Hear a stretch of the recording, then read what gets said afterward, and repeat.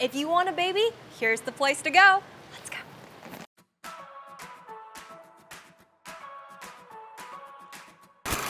Number 3, Yonglian Temple. We want to give a huge thank you to Director General of Yonglian Temple for the introduction.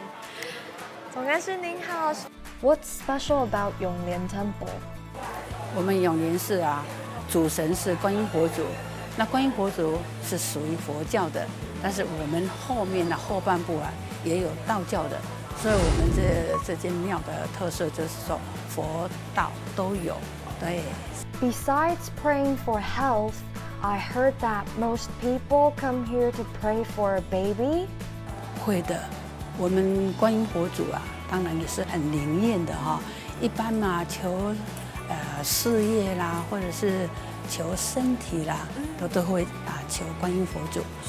至于说有的结婚比较长久，而且都还没有好消息出现的时候，他们都会来求我们的祝生娘娘。那祝生娘娘也是很灵验哦。据我所知啊，有一些信众啊，他们就是求医生啊，要说已经要做到那个试管婴儿的一个地步咯。结果他刚好因缘际会听到人家介绍啦，所以来这边拜拜，回去啦，果真就有了。这是他们亲口来告诉我们的，所以我们祝生娘娘也真的是很灵验的，是。